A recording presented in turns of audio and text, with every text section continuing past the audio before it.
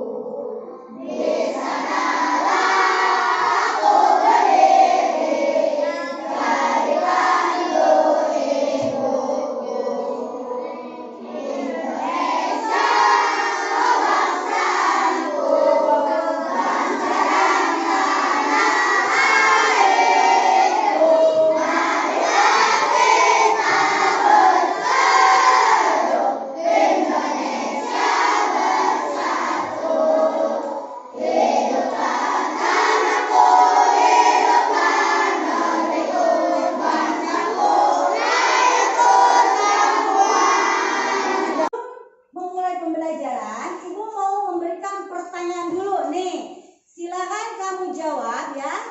Pertanyaan tematik berikut ini. Siapa coba yang bisa menjawab? Apa yang kalian ketahui tentang sholat? Apa itu sholat? Ya, berdoa ya. Mengapa sholat itu diwajibkan bagi umat Islam? Karena sholat itu adalah kewajiban ya. Sebutkan beberapa tata cara yang perlu diperhatikan saat sholat. Dan yang terakhir, apa manfaat sholat bagi kita dalam kehidupan sehari-hari? Nah, sholat merupakan tiang agama, yang artinya barang siapa menegakkan sholat berarti telah menegakkan agama. Dan barang siapa yang meninggalkan sholat berarti meruntuhkan agama. Ini sudah jelas ya? Ya, pengertian dari sholat. Sholat juga diartikan doa. Sholat diartikan pula sebagai serangkaian ucapan dan gerakan tertentu yang diawali dengan takbiratul ihram dan diakhiri dengan salam. Ya.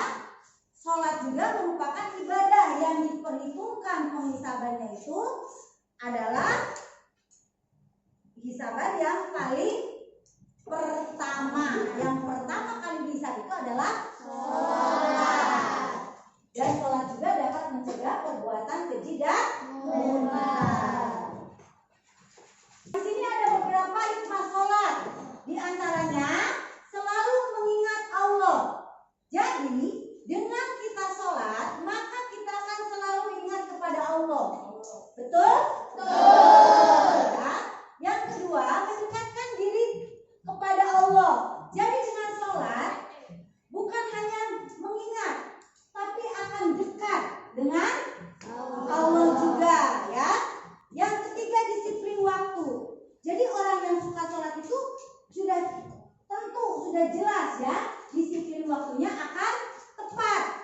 Waktunya sholat zuhur jam 12, kerjakan jam 12 ya. Waktunya sholat asar jam 3, kerjakan jam 3. Jangan dinanti, tunggu akhir waktu selesai. Itu nggak boleh. Itu namanya lalai dalam mengerjakan sholat. Ya, hidup bersih itu sudah tentu ya, hidup bersih. Karena orang yang sholat ya, yang pertama pertama itu kan harus berwudu ya, bersuci dulu ya kan? Jadi sudah pasti akan bersih ya. Yang kelimanya hidup tertib dan teratur. Orang yang sholat ya hidupnya akan tertib dan teratur, tidak akan berantakan, tidak akan kacau balau ya. Ya tidak akan, pasti akan tertib dan teratur. Yang keenam, bersikap rendah hati. Orang yang sholat sudah pasti dia memiliki sifat rendah hati, tidak akan sombong ya, tidak akan keras kepala ya. Dan yang ketujuh, hidup damai dan menyebarkan keselamatan ya. Hidupnya akan damai, tentram, tenang ya, dan akan memberikan keselamatan. Perkataannya pun pasti akan baik ya. Hati menjadi tenang dan tentram, itu sudah pasti. Orang yang sholat itu tidak akan merasakan kegalauan, tidak akan merasakan kegelisahan ya, tidak akan merasakan pusing ya. Apalagi zaman sekarang namanya apa? Galau ya, tidak akan ada bahasa galau ya. Yang kesembilan, membina kebersamaan, persatuan dan persaudaraan. Sudah jelas ya. Karena Rasulullah itu menganjurkan umat Islam itu untuk berjamaah. Sholat di masjid secara berjamaah. Itu diwajibkan untuk anak laki-laki ya. Sudah jelas ya, dengan berjamaah membina kebersamaannya ada, persatuannya ada, dan persaudaraannya pun ada ya. Dan yang terakhir adalah memelihara diri dari perbuatan dosa. Jadi akan terhindar dari perbuatan-perbuatan dosa kalau orang yang suka melaksanakan sholat. Jadi ketika kita akan berbuat kesalahan, Allah akan memperingatkan kita, Allah akan menegur kita bahwa perbuatan itu tidak baik, jangan dilakukan. Itu yang bukan sholat ya, pasti akan dijaga oleh Allah. Kewajibanku. Nah ini ada lagunya, Kukuruyuk. Kamu hafal kan lagu itu?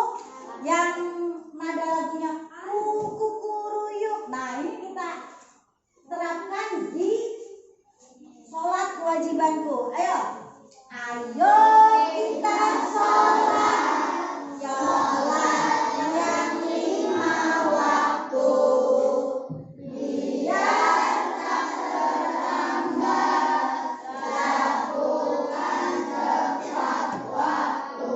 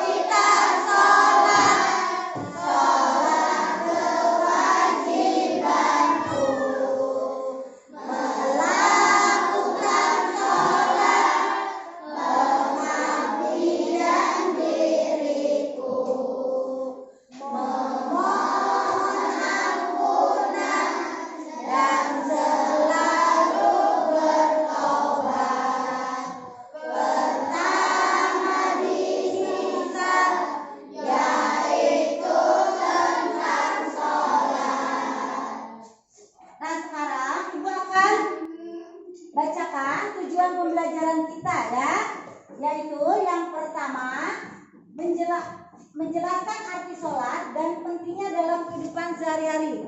Jadi kalian itu mampu menjelaskan arti sholat dan pentingnya dalam kehidupan sehari-hari. Ya. Yang kedua, mampu melaksanakan tata cara sholat dengan benar. Dan yang ketiga, mampu mengidentifikasi hikmah sholat dalam kehidupan sehari-hari. Nah ini adalah tata cara sholat. Yang pertama itu adalah niat. Niat dilakukan di dalam hati untuk melaksanakan sholat yang akan dilakukan. Cukup di dalam hati ya. Misalnya mau sholat subuh. Nah niatnya seperti ini. Saya niat sholat fardu, sholat subuh lillahi ta'ala. Nah, yang kedua adalah takbiratul ihram. Ayo coba ikuti gerakannya. Angkat kedua tangan hingga sejajar dengan telinga atau bahu sambil membaca Allahu Akbar, ya. Nah, itu ya. Dan kamu bisa melihat gambarnya di layar, ya. Yang ketiga, berdiri atau disebut qiyam. Postur tubuh tegak dengan menghadap kiblat, tangan di depan dada. Jadi tangannya di depan dada di sini. Ya. Bacaannya membaca Al-Fatihah diakhiri dengan amin. Ya.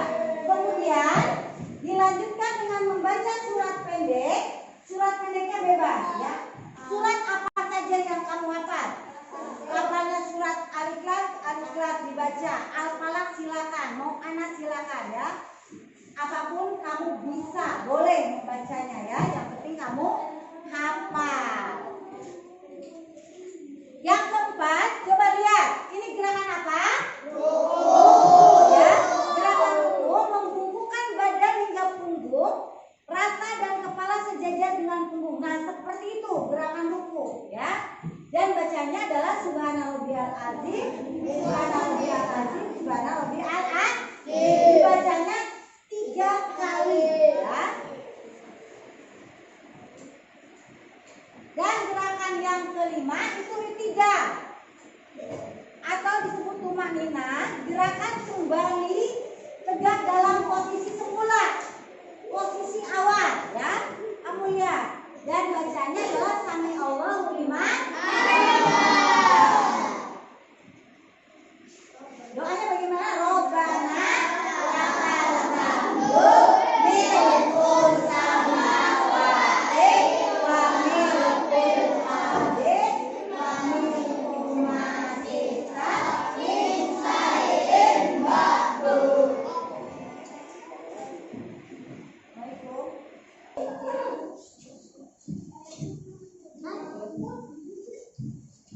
Yang kelima, dia tadi. Oh, yang keenam. Yang keenam adalah gerakan apa? Sujud. Namanya gerakan sujud.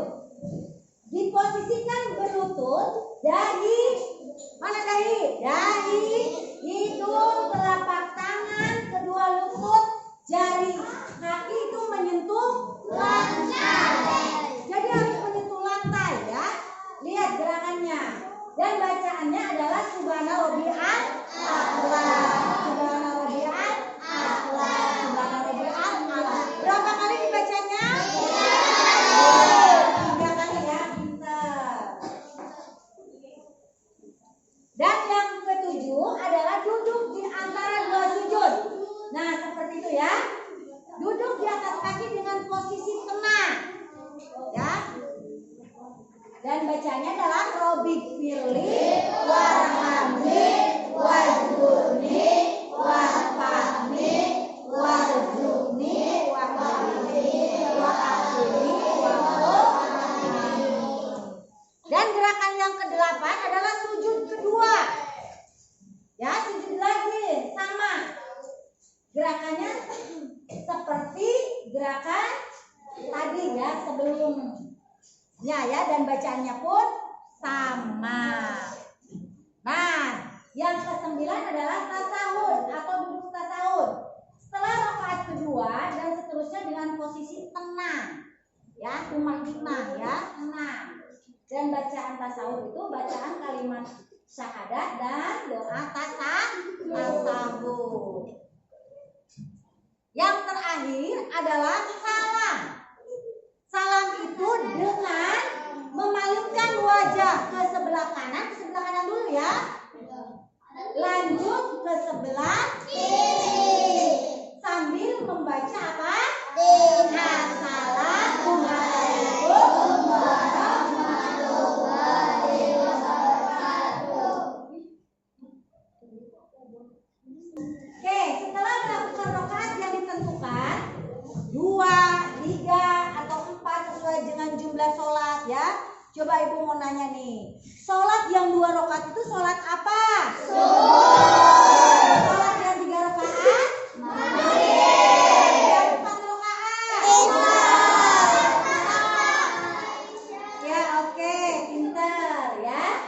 Nah, 1 rakaat mencakup semua gerakan dan bacaan tersebut. Untuk sholat fardu itu minimal ada 2 rakaat ya, kecuali sholat maghrib yang 3 rakaat. Alhamdulillah kita telah belajar bersama tentang bacaan dan gerakan sholat yang penting untuk kita lakukan ya. Semoga apa yang kita pelajari hari ini dapat membantu kita dalam melaksanakan sholat dengan baik dan benar. Ingatlah, sholat adalah salah satu cara kita berkomunikasi dengan Allah Subhanahu wa Ta'ala dan mengekspresikan rasa syukur kita ya. Mengekspresikan rasa syukur itu adalah dengan sholat ya. Jangan lupa untuk mempraktekkan gerakan dan bacaan yang telah kita pelajari hari ini di rumah ya, agar kita semakin baik dalam menjalankan ibadah sholat ya. Lakukan di rumah ya. Minta bimbingan oleh orang tua kamu ya, atau dengan saudara kamu ya, dengan pergi ke masjid untuk melaksanakan sholat berjamaah. Nah, sebelum kita mengakhiri pelajaran hari ini, ibu mau bertanya dulu nih, bagaimana perasaan kalian setelah mempelajari materi ini? Senang ya? Nah, kalian bisa paham kan gerakan-gerakan yang tadi ibu terangkan? Paham ya? Jadi sholat itu diawali dengan takbiratul ihram dan diakhiri dengan pinter ya. Alhamdulillah kita telah belajar bersama tentang bacaan dan gerakan sholat yang penting untuk kita lakukan ya. Semoga apa yang kita pelajari hari ini dapat membantu kita dalam melaksanakan sholat dengan baik dan benar. Ingatlah, sholat adalah salah satu cara kita berkomunikasi dengan Allah Subhanahu wa Ta'ala dan mengekspresikan rasa syukur kita ya. Mengekspresikan rasa syukur itu adalah dengan sholat ya. Jangan lupa untuk mempraktekkan gerakan dan bacaan yang telah kita pelajari hari ini di rumah ya, agar kita semakin baik dalam menjalankan ibadah sholat ya. Lakukan di rumah ya.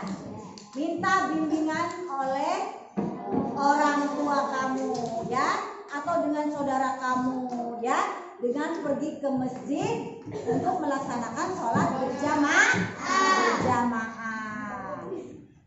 Nah, sebelum kita mengakhiri pelajaran hari ini, ibu mau bertanya dulu nih, bagaimana perasaan kalian setelah mempelajari materi ini? Senang ya? Nah, kalian bisa paham kan gerakan-gerakan yang tadi ibu terangkan? Paham ya? Jadi sholat itu diawali dengan takbiratul ihram dan diakhiri dengan pinter ya. Nah, sebelum ibu tutup pembelajaran ini, mari kita mengucapkan bersama-sama doa